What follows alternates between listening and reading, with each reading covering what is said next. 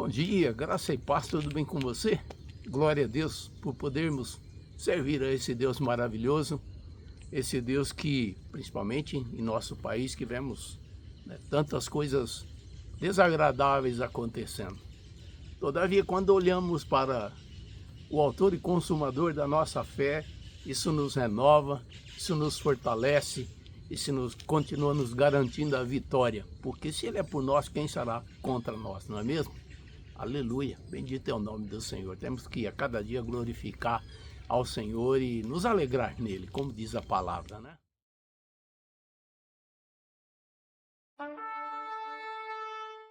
Obrigado por você estar mais uma vez aí nos assistindo. E eu quero compartilhar uma palavra hoje contigo, uma palavra que diz respeito, ao nosso posicionamento como cristão, nosso posicionamento na palavra em relação a situações. Eu não sei se você já interagiu com alguma pessoa cristã, né? E quando você sabe que essa pessoa está passando por uma situação delicada, uma situação inusitada, e quando você passa um tempo, você encontra essa pessoa e você pergunta, e daí, como é que está, a situação? E a pessoa vira para você e diz assim, simplesmente, entreguei na mão do Senhor. Está entregue na mão de Deus. Ou seja, a pessoa deixou de lutar, deixou de avançar, deixou de conquistar, porque simplesmente ela crê que simplesmente dizendo isso, eu deixei na mão de Deus, eu entreguei nas mãos do Senhor, isso basta. A coisa vai se resolver assim sozinha. Ora, é preciso entender que nós temos que fazer a nossa parte. Deus conta com isso. Eu quero passar alguns textos aqui de uma maneira bem, uma pincelada, para a gente estar atento e observar aquilo que o Senhor está dizendo a nós, aquilo que o Senhor está, de certa forma, através da palavra, nos ministrando. Aqui, por exemplo, em 1 Crônicas 28:10, diz assim, Davi, ele era do desejo do coração dele construir uma casa para o Senhor, porque ele não concordava em morar numa casa boa, enquanto o Senhor morava num tabernáculo. E o Senhor vedou isso no coração dele. O Senhor não permitiu, mas o Senhor permitiu que Salomão, seu filho, realizasse a obra. E olha o que Davi diz, para Salomão, ele diz assim, lá 1 Crônicas 28:10. Olha, pois agora, porque o Senhor te escolheu para edificares uma casa para o santuário. Ele não disse só isso. Presta atenção no finalzinho, ele diz, esforça-te e faze a obra. Se você procurar essa palavra esforça-te na Bíblia, você vai encontrar ela inúmeras vezes. Ou seja, será por acaso? Não.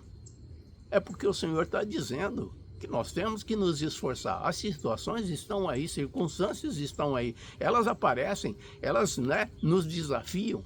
Mas a palavra de ordem é esforça-te. E aqui Davi está dizendo para o seu filho, esforça-te e faz a obra. Ou seja, não fica parado. Não fica, eu entreguei na mão de Deus. Agora está entregue nas mãos do Senhor. Não. Esforça-te e faz a obra. Olha que maravilha, que palavra, que instrução. Ele está dizendo que nós devemos nos esforçar e fazer aquilo que devemos fazer. Olha, tudo que eu vou colocar aqui está sempre em linha com a vontade do Senhor, com a palavra do Senhor. É lógico, se a pessoa tem intenção de fazer algo que está contra a palavra do Senhor, não adianta se esforçar. Pode até ter êxito, materialmente falando, mas não espiritualmente. É bom entendermos isso, Porque às vezes as pessoas usam, colocam-se até mesmo diante do Senhor circunstâncias que Deus não vai responder nunca e não vai operar maravilhas porque é contrária à sua vontade, tá bom? Só para deixar bem claro isso. Aqui em 2 Crônicas 15:7, outro texto, Azarias, profeta, ele se encontra com o rei Asa E ele diz, né, se você ler todo o texto lá, ele está dizendo primeiro o seguinte, ele diz assim, olha, se você for com o Senhor, se você obedecer os preceitos do Senhor, se você andar nos caminhos do Senhor, você vai ser bem sucedido. Ele diz assim, mas esforçai-vos e não desfaleçam as vossas mãos, porque a vossa obra tem uma recompensa. A situação era a seguinte, o rei estava para empreender uma batalha, né? E essa é a palavra do Senhor que veio para ele. Esforça-te e não desfaleça as suas mãos, porque a vossa obra tem uma recompensa. O Senhor tem uma recompensa para mim, o Senhor tem uma recompensa para você.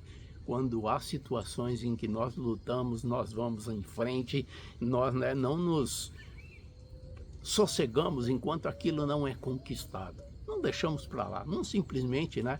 Às vezes as pessoas dão uma até, parece assim, serem tão espirituais, né? Entreguei na mão do Senhor. Olha, entreguei na mão do Senhor é uma maneira de dizer, eu não estou querendo avançar, eu não estou, né, a fim de me esforçar para que isso obtenha o resultado que Deus deseja. Note que ele termina aqui dizendo, tem uma recompensa. O Senhor é um Deus de recompensa. E Ele quer nos recompensar. Mas é preciso lutarmos, né? Um outro, olha que texto maravilhoso, esse do próprio Davi, está lá em Salmo 31, 24. Ele diz assim, esforçai-vos e Ele fortalecerá o vosso coração. Vós todos que esperais no Senhor. Há algum tempo atrás eu, né, gravei aqui uma mensagem sobre esperar no Senhor. Esperar no Senhor. E é bom esperar no Senhor. O próprio salmista diz, esperei confiantemente no Senhor e Ele ouviu o meu clamor. Agora, note que Davi está dizendo duas coisas no mesmo texto. Ele diz assim, esforçai-vos e Ele fortalecerá o vosso coração. É preciso esforçar. Vós todos que esperais no Senhor. Percebe? Esperar no Senhor, mas só esperar não. Fortaleça o seu coração. Se esforce. Se esforce. Vá à luta. Prossiga. Avance. Não se detenha. Se você espera no Senhor, porque Ele já diz no outro texto lá, você vai ter a recompensa. Então esperar no Senhor não é, né, sentar numa cadeira confortável, deitar ali no sofá e dizer, eu entreguei tudo na mão do Senhor, agora é com Ele. Como se o Senhor tivesse que resolver aquilo que Ele delegou para nós resolver. Não, nós temos que fazer a nossa parte. Os textos são maravilhosos, não são? Aqui em Isaías 41, 6, de novo está dizendo, um ao outro ajudou e ao seu irmão disse, esforça-te. É isso que eu estou fazendo. Para você, meu irmão, para você, minha irmã, eu estou dizendo, esforça-te. Tem bom ânimo, não desista, não se entregue, não deixa para lá. Não faça essa oração sem cabimento, dizendo, eu entreguei nas mãos do Senhor. Tá certo? Temos que entregar mesmo na mão do Senhor, mas temos que fazer a nossa parte. Aleluia. E veja só, esses textos que eu falei estão no Velho Testamento, mas no Novo Testamento, o que é que os heróis da fé fizeram? Se você ler lá, né, Hebreus 11, você vai ver a galeria dos homens da fé. Homens e mulheres, não foi só homens, é lógico que Deus está colocando todos ali. E eu selecionei só o 34, que ele diz assim, apagaram a força do fogo, ou seja, apagaram a força do fogo, se empenharam, avançaram, conquistaram, não ficaram parados, escaparam do fio da espada, escaparam do fio da espada. Quando nós vemos, por exemplo, Paulo, quando ele precisava fugir, ele fugia, não ficava dando uma de herói ali. Ele sabia o que ele tinha que fazer. Teve uma das situações lá, ele se fingiu de morto, até que o tropé passou, e ele depois levantou e continuou a sua, sabe, sabedoria de Deus, fazer aquilo que tem que ser feito no momento em que tem que ser feito. E aqui está dizendo, né, escaparam ao fio da espada, da fraqueza tiraram forças. Da fraqueza tiraram forças. É o que a palavra do Senhor está dizendo.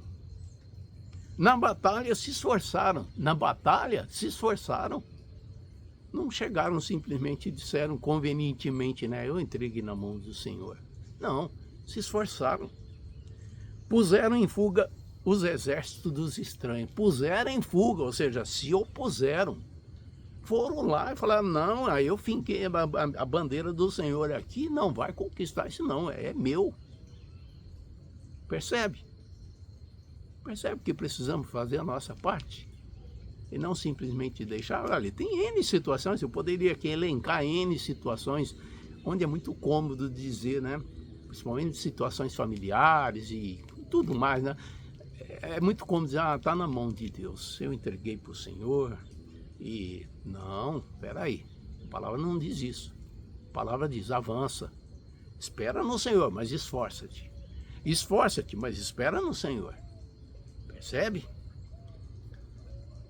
Eu quero fazer um comentário que eu achei muito importante aqui, interessante. Você já viu aquela palavra que o Senhor diz lá em João 5,17? Ele diz assim, Jesus dizendo, né? Meu Pai trabalha até hoje e eu também. Meu Pai trabalha até hoje e eu também. Essa palavra trabalha no grego é ergazomai. Ergazomai. Está dizendo, meu Pai trabalha até hoje, eu também. E se você pegar outros textos, né, por exemplo, quando tem lá em Mateus 21, 28, que tem aquele pai que tem 2 filhos e ele fala para um, você vai a vinha trabalhar? Essa palavra trabalhar é ergazomai, que é o mesmo que Jesus usou. E ele falou, eu vou, pai. E não foi. E o outro que disse, eu não vou. E o outro foi. Essa palavra aí é a mesma que Jesus usou, dizendo que seu pai, né, trabalha até hoje, e ele também trabalha. E veja só o significado dela. Eu elenquei algumas aqui. Labutar, fazer trabalho comercial, ou seja, produzir, né? Fazer negócios, exercitar, empenhar, fazer existir, adquirir, trabalhar para ganhar. E tem outros mais aí, mas eu selecionei esses aqui. Ou seja, esforça-te.